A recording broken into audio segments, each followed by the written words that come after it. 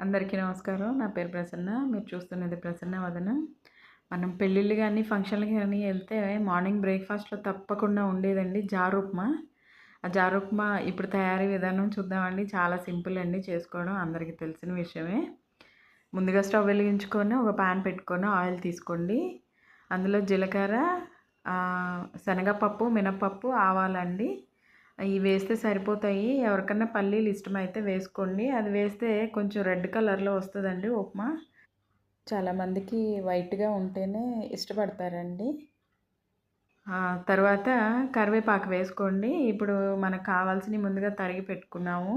పచ్చిమిర్చి, అల్లము, ఒక చిన్న ఉల్లిపాయ ఇలా స్లైసెస్ కట్ చేయాలి. నచ్చిన వాళ్ళు ఒక టమాటా వేసుకోండి. లేదంటే స్కిప్ చేయొచ్చు. ముందుగా ఆనియన్ వేసుకుందామండి. ఆనియన్ మరీ బ్రౌన్ కలర్ రావసరం లేదండి. కొంచెం పింక్ కలర్‌లో టర్న్ అయితే సరిపోతుందండి. ఇప్పుడు సన్నగా తరిగిన అల్లము, పచ్చిమిర్చి కూడా వేసుకోండి. అవి కూడా ఒక 10 సెకండ్స్ పాటు ఫ్రై అయితే సరిపోతుందండి. తర్వాత జీడిపప్పు అండి. కంపల్సరీగా వేసుకోండి. జీడిపప్పు కోసం ఉప్మా తినేవాళ్ళు ఉంటారు. ఇప్పుడు అవి కొంచెం ఫ్రై అయిన తర్వాత మనం ముందుగా తరిగి పెట్టుకున్న ఒక టమాటా అండి. అది కూడా సాఫ్ట్ అవ్వవసరం లేదండి. కొద్దిగా వేగితే సరిపోతుంది. నేనైతే ఒక గ్లాస్‌కి 5 గ్లాసులు వాటర్ తీసుకున్నానండి. తర్వాత ఇప్పుడు ఒక గ్లాస్ వచ్చేసి పాలు పోసానండి. పాలు పోస్తే చాలా టేస్ట్ ఉంటుందండి ఉప్మా అనేది.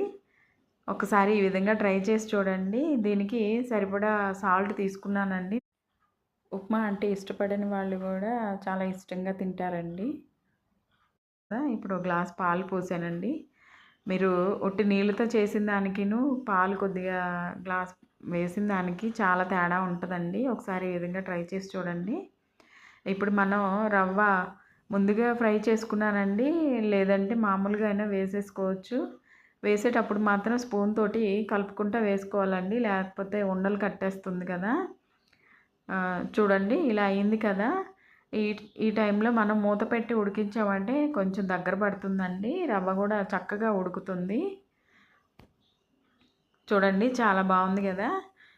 చివరిగా మనం నెయ్యి వేసుకుంటే ఇంకా టేస్ట్ డబల్ అవుతుందండి. చాలా బాగుంటుంది. గుమగుమ సువాసన కూడా వస్తుందండి.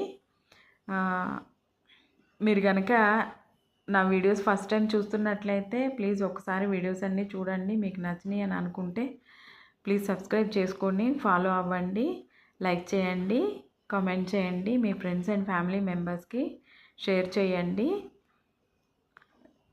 ఒకసారి ఈ విధంగా ట్రై చేసి చూడండి. జారు ఉప్మా చాలా టేస్ట్గా ఉంటుందండి. అంతేనండి.